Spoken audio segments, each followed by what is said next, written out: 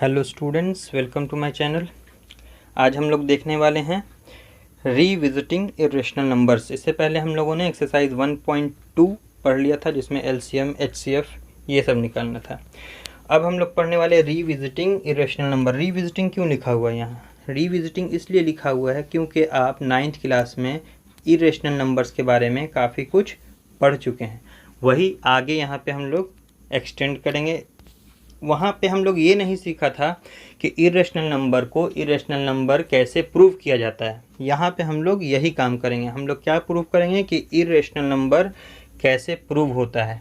आप लोग को एग्ज़ाम में हमेशा क्वेश्चन आता है कि प्रूव कीजिए √2 इज़ एन इरेशनल नंबर, √3, √5, √7 ऐसा कोई नंबर पूछ देता है। कभी कभी ये भी पूछता है कि prove that √x is an irrational number, prove that √n is an irrational number. तो ये इरेशनल नंबर को एक प्रूव करना आप सीख गए तो बाकी क्वेश्चन में 2 हो या 3 हो या 5 हो या 7 हो या x हो या n हो, कोई दिक्कत नहीं है, सब आसानी से प्रूव हो जाता है। तो हम आपको बताएंगे √x को कैसे इरेशनल नंबर प्रूव किया जाता है, और उसके बाद एक और क्वेश्चन बता देंगे कि √3 को कैसे किया जाता है, या √2 को, या √5 को, कोई एक बता देंगे तो आपका सॉल्यूशन हो जाएगा। तो आपके क्वेश्चन में √5 है तो हम √5 को नहीं बताएंगे, √2 या √3 को बता देंगे और √x का बता देंगे कि कैसे इरेशनल नंबर प्रूफ किया जाता है। इरेशनल नंबर का डिफिनेशन आपको पहले से पता होगा। Non terminating, non repeating decimal fraction को हम लोग इरेशनल नंबर बोलते हैं। सिंपल लैंग्वेज में क्या है कि जो भी नंबर रूट के अंदर हो और वो नंबर क्या हो, प्राइम नंबर हो, वो सब इरेशनल नंबर ही होता है। प्राइम नंबर के अलावा भी जैसे √10 ये भी इरेशनल नंबर है, क्योंकि जो भी रूट से बाहर नहीं आ सकता है कम्प्लीटली, वो सब क्या होता है, इरेशनल नंबर ही होता है। और जान लीजिए हमेशा कि प्राइम अगर रूट के अंदर है तो वो बाहर नहीं आ सकता है, वो तो इरेशनल नंबर डेफिनेटली होगा। तो हमेशा आपको प्राइम नंबर से ही पूछता है सवाल, ठीक है। सबका डिफिनेशन आपको पहले ही बता चुके हैं कि प्राइम नंबर क्या होता है, रेशनल क्या होता है, इरेशनल क्या होता है।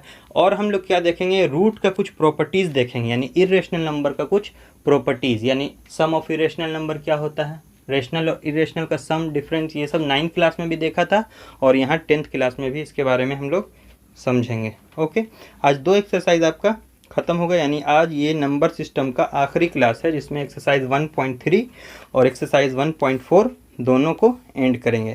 तो इसको समझने के लिए हम लोग बोर्ड पर चलते हैं कि √5 इरेशनल नंबर या √2 या √3 इरेशनल नंबर है तो कैसे है, कैसे ये प्रूव होता है। ये नाउ तो अब हम लोग बोर्ड पर आ चुके हैं।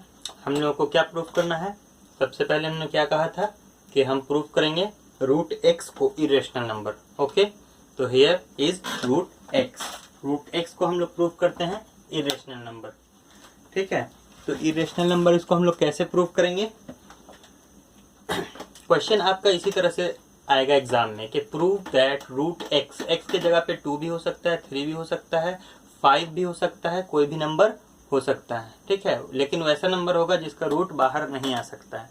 हम लोग मान लेते हैं बहस के लिए कि √x क्या है, एक रेशनल नंबर है, ठीक है। ये हम लोगों ने मान लिया। अब रेशनल नंबर होता है तो हम लोग क्या बताया था, रेशनल नंबर वो नंबर को बोलते हैं जो p/q के फॉर्म में लिखा जा सकता है। इसका मतलब क्या है कि √x को p/q के फॉर्म में हम लोग लिख सकते हैं अगर हम लोग रेशनल नंबर मानते हैं। और p और q क्या होना चाहिए, को प्राइम होना चाहिए। मतलब इन दोनों का HCF 1, यानी कोई भी नंबर इन दोनों को डिवाइड नहीं दे सकता है। ओके, चलिए आगे करते हैं हम लोग काम। तो हम लोग पढ़ चुके हैं पहले कि अगर कोई नंबर रूट के अंदर होता है तो रूट से उसको अगर बाहर निकालना है तो क्या करेंगे, हम लोग उसको स्क्वायर करते हैं। तो स्क्वायरिंग बोथ साइड, क्या करेंगे, स्क्वायरिंग बोथ साइड। हम लोग इसमें बोथ साइड स्क्वायर करेंगे तो क्या हो जाएगा, ये √x का square is equal to p/q का भी स्क्वायर। तो अब स्क्वायर करेंगे तो स्क्वायर से रूट कैंसिल होके x बाहर आ जाएगा और यहाँ हो जाएगा आपका p²/q²। ओके, अब क्रॉस मल्टीप्लाई कर देते हैं तो क्या आ जाएगा, q²x is equal to p², ठीक है। यहाँ पे क्या है, ये दोनों का मल्टीप्लाई करके ये आ रहा है, मतलब ये दोनों का प्रोडक्ट ये है। जैसे 2 × 5 इज इक्वल टू 10 होता है ना, तो इसको हम लोग क्या कर सकते हैं, 2 10 को डिवाइड दे सकता है। चूंकि ये दोनों का प्रोडक्ट है तो हम लोग कह सकते हैं क्या कि ये भी इसको डिवाइड दे सकता है। दोनों में से कोई भी नंबर यहाँ से उठाएंगे तो इसको ये डिवाइड दे सकता है। इसका मतलब क्या है कि हम लोग लिख सकते हैं कि P square is divisible by x. P square is divisible by x. P square क्या है? डिविजिबल बाई एक्स है। एक्स से ये डिवाइड हो सकता है जो कि ये इसका प्रोडक्ट है पी स्क्वायर। तो जब पी स्क्वायर डिवाइड हो सकता है तो इसलिए हम लोग कह सकते हैं कि P is also divisible by x. P भी डिविजिबल हो सकता है एक्स से जब पी स्क्वायर डिवाइड है। तो अब कितनी बार में डिवाइड लगा ये नहीं पता। क्या लिखा है कि x जो है वो p को डिवाइड दे सकता है। p is divisible by x। p is divisible by x। तो इसका मतलब क्या हुआ कि p बाई x ये होता है। लेकिन हो के क्या मिलेगा ये नहीं पता। हम लोग मान लेते हैं कि k मिला। p जो है x जो है वो p को डिवाइड किया तो क्या मिला हमको? k। मान लिया ये लेट। ओके तो मिला। तो अब p का वैल्यू यहाँ से क्या मिलेगा? p इज इक्वल टू के एक्स। क्रॉस मल्टीप्लाई करने पे p इज इक्वल टू के एक्स। इस p का वैल्यू हम लोग फिर से इसमें पुट करेंगे। ओके तो हम लोग पुट करते हैं इसमें तो देखते हैं क्या रिजल्ट मिलता है। तो p का वैल्यू कहाँ पुट करना है? इस इक्वेशन में। तो इसमें पुट करेंगे तो क्या लिखेंगे? Put p in equation first. तो ये हो गया आपका क्यू स्क्वायर। ये आपका क्या हो गया?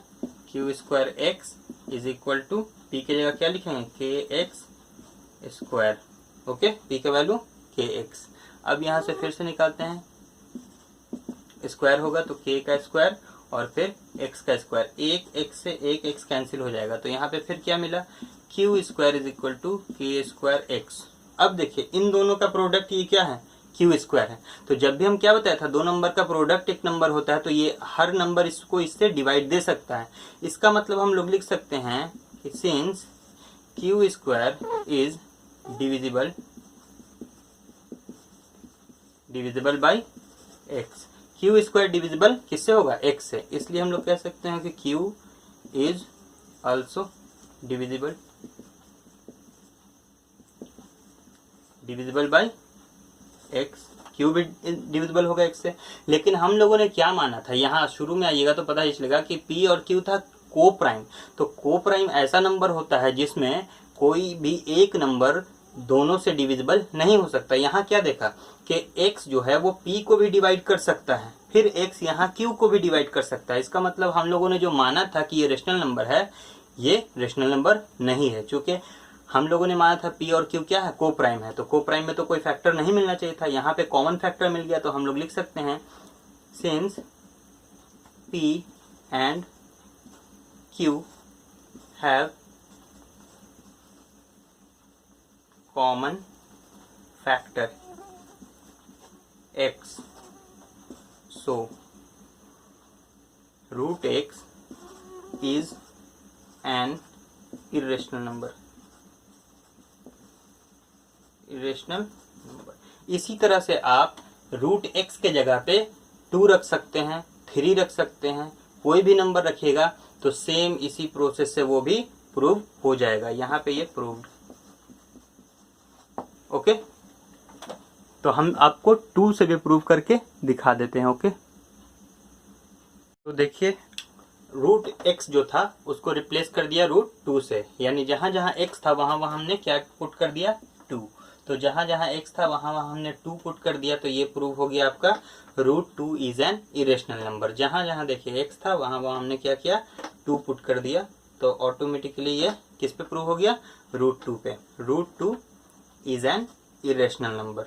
ओके बस यही करना है आपको। अगर रूट 3 आएगा तो रूट 3 प्लेस कर दीजिए, रूट 7 आएगा तो रूट 7 प्लेस कर दीजिए, रूट n आएगा तो n प्लेस कर देना है। ओके चलिए तो क्या है? Some important facts about irrational number. Irrational number के बारे में कुछ फैक्ट्स यहाँ पे हमने लिखा है, वो आपका यूज होगा, हेल्पफुल होगा कुछ अदर इरेशनल नंबर को प्रूव करने में। ओके वो क्या है देखिए, some important facts about irrational number. पहला फैक्ट क्या है? Sum of rational and irrational number is an irrational number. दो रेशनल यानी एक रेशनल नंबर और एक इरेशनल नंबर का जो सम होता है, यानी सम होगा SUM, sum of rational and irrational number is an irrational number. Okay, तो देखिए यहाँ पे क्या है, ये रेशनल नंबर, ये क्या है इरेशनल नंबर, इसका जो रिजल्ट है ये क्या होगा, इरेशनल नंबर होगा। फिर क्या है, difference of rational and irrational number is an irrational number. तो देखिए यहाँ 3 क्या है, रेशनल नंबर, और √5 क्या है, इरेशनल नंबर। इन दोनों का डिफरेंस जो होगा वो इरेशनल नंबर होगा। ठीक है, फिर प्रोडक्ट है, प्रोडक्ट मतलब क्या, प्रोडक्ट मतलब मल्टीप्लाई, यानी product of rational and irrational is an irrational. जैसे 2√5, तो 2 को √5 से मल्टीप्लाई करेंगे तो क्या मिलेगा हमको, इरेशनल नंबर ही मिलेगा। ओके, फिर आगे क्या करते हैं हम लोग, प्रोडक्ट हो गया। अब देखिए क्वोशिएंट यानी डिवाइड दिया जाए, अगर रेशनल और इरेशनल को क्या किया जाए, डिवाइड दिया जाए तो क्या होगा, इरेशनल नंबर होगा। ठीक है, ये देखिए डिवाइड का हो गया। अब एक बात समझ लीजिए, एक एक्सेप्शन है इसमें, 0, यानी 0 क्या है, रेशनल नंबर है, लेकिन अगर 0 रेशनल नंबर है, उसको अगर इरेशनल नंबर √5 से गुना कर देंगे तो रिजल्ट क्या होगा, 0। तो 0 तो रेशनल नंबर है, और यहाँ क्या बताया गया, product of rational and irrational is an irrational number. तो ऑलवेज इरेशनल होता है, मगर एक्सेप्शन है 0। 0 में क्या है, ये रेशनल है, ये इरेशनल है, लेकिन रिजल्ट आपका रेशनल आया। बाकी सब में ऐसा कुछ नहीं होता। यहाँ देखिए 0 से √7 को डिवाइड किया तो क्या आया, रेशनल आया। तो यहाँ क्वोशिएंट क्या है, रेशनल नंबर है, मगर ये सिर्फ 0 के साथ ऐसा होता है। बाकी कोई भी नंबर अगर मल्टीप्लाई कीजिएगा, यानी प्रोडक्ट कीजिए या फिर डिवाइड कीजिए, वो सब में क्या आता है, इरेशनल नंबर आता है। और कभी भी 0 से डिवाइड नहीं होगा। अगर ये लिखा हुआ है कहीं पे तो ये तो बिल्कुल ही गलत है। ठीक है, ये ऐसा हो नहीं सकता, इसको बोलते हैं अनडिफाइंड। ठीक है, अनडिफाइंड कहलाता है। ओके, तब ये सारा फैक्ट है, इन सारे फैक्ट से ये सब नंबर को इरेशनल हम लोग प्रूव करते हैं। ओके, चलिए आज की क्लास एंड। ओके, तो अब हम लोग सीख चुके हैं कि रूट को कैसे इरेशनल नंबर हम लोग प्रूव करते हैं, और बाकी प्रॉपर्टीज़ की मदद से हम लोग इन सारे नंबर को भी इरेशनल नंबर आसानी से प्रूव कर सकते हैं।